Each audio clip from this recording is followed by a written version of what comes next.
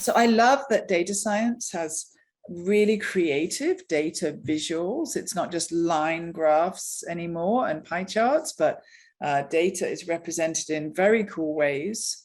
On our website, we have created what we call a data talk, where we say, just show students these data visuals and ask them, what do you see? What do you notice? This is a great way to increase their data literacy and being able to understand data representations.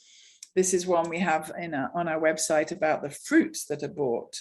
And the size of the fruit representation tells you something about the amount. But we have all sorts of different data talks on our website with different forms of data. So I encourage you to look at those. I also love this initiative. This was two designers, one in New York, one in London. They spent a year collecting data on their lives and mailing each other a postcard every week that shared that data in creative ways, representing 3 or more variables. And I love this. They collected data on everyday things like, when did I say goodbye in the last week? And then they showed their color coding and their diagrams to represent the different variables. It was a really lovely project. Bom, a questão de como trazer essa matemática da era digital para a sala de aula é, como eu já falei, absolutamente fundamental. A gente tem que resolver esse problema. Os nossos alunos têm que aprender essa matemática que é relevante para o mundo de hoje, interconectado, cheio de dados, em que a gente precisa cada vez mais ter cuidado e conhecimento para entender o que está acontecendo. Eu acho que tem 2 caminhos naturais para trazer essa matemática da era digital para a sala de aula, que tem a ver com esses 2 aspectos da era digital. Um, a onipresença da computação, e o outro, a necessidade de transformar dados em informação e conhecimento. Do ponto de vista da computação, eu acho que tem uma oportunidade maravilhosa a ser aproveitada, que já vem sendo aproveitada pelas escolas, mas que pode ir muito além. Então, bom, infelizmente eu estou falando que está sendo aproveitada pelas escolas, mas é por algumas escolas, né? Nem todas as escolas sequer têm computadores. E é importante que o computador chegue não só para que o aluno, sei lá, aprenda a usar Excel, Word e fique apto para diferentes posições de trabalho. É importante que ele chegue para que o aluno possa brincar, testar conceitos matemáticos no computador.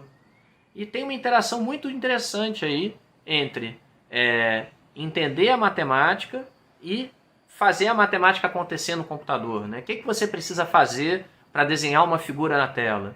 O que você precisa fazer para escrever um programa de computador que funciona?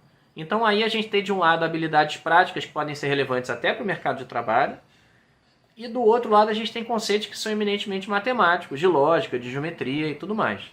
Então o computador na sala de aula não serve só para aprender a lidar com software e evoluir para uma coisa que muito concretamente tem a ver com o trabalho. Significa também uma potencialidade intelectual imensa. Um monte de alternativas aparecem para você fazer aritmética, geometria, álgebra e tudo mais no computador.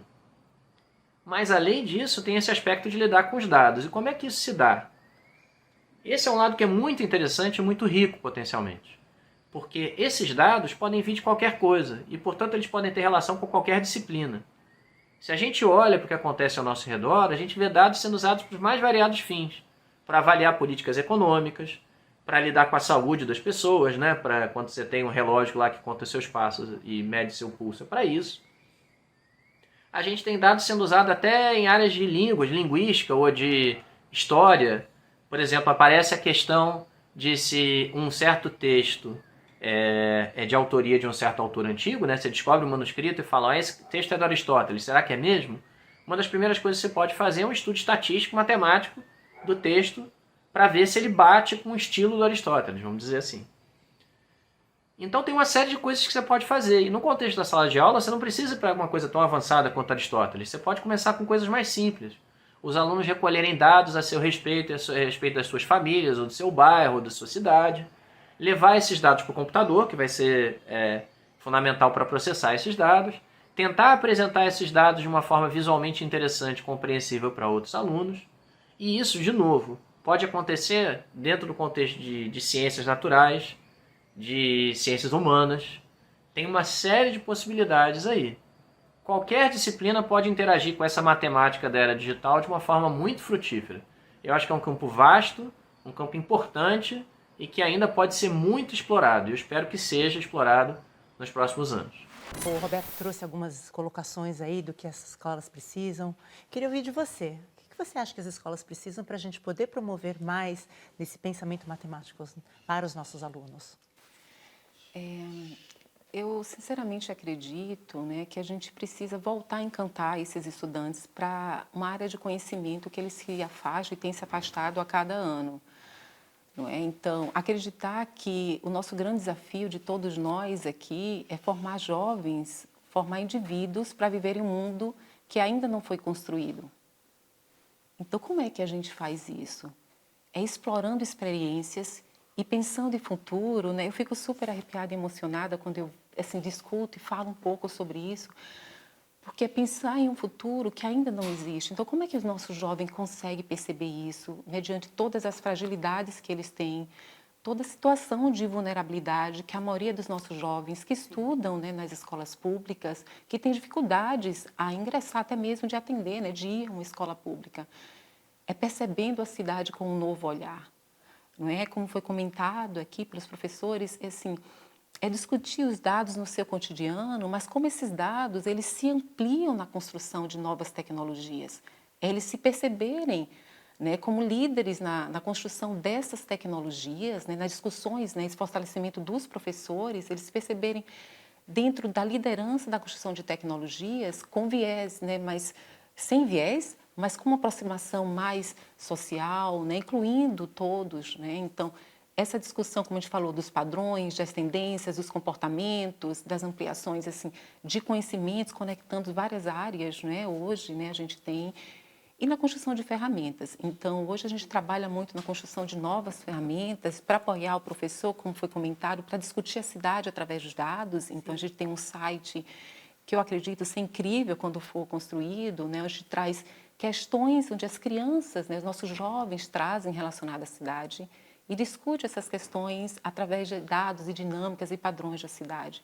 Ou na construção de materiais didáticos, né, como acredito que todos aqui do evento, e há muitas iniciativas, ou algumas iniciativas que já trabalham nisso, construção de material didático para apoiar o professor, para apoiar o estudante em sala de aula, visto que há muito material já fora do Brasil e ainda em construção aqui no Brasil. Então, a conexão entre pesquisa, ensino e extensão, a aproximação da universidade com as escolas, né, produz esse processo também de mudança, né? Eu acho que vale ressaltar que é um processo de mudança, de transformação, não somente dos estudantes, das escolas a nível de ensino fundamental e médio, mas todos aqueles que participam a nível de graduação, mestrado, doutorado e professores que se afastam, né, da sociedade quando ingressam na universidade, afastam o olhar da sociedade, mas esse olhar precisa voltar e se transformar e se traduzir em ações para a melhoria dessa sociedade. Sim, perfeito, Carla. E você trouxe um elemento super importante que, assim, não é a escola sozinha. É a escola, a universidade, a sociedade. Este é um movimento de uma mudança de sociedade e também, então, requer que o processo de educação seja todos juntos, né? Acho que é isso que você está trazendo para a gente. É um chamado, né, para que não deixemos os professores sozinhos nas salas de aulas ou os alunos à deriva, né? Para que a gente esteja todos juntos e unidos nesse projeto.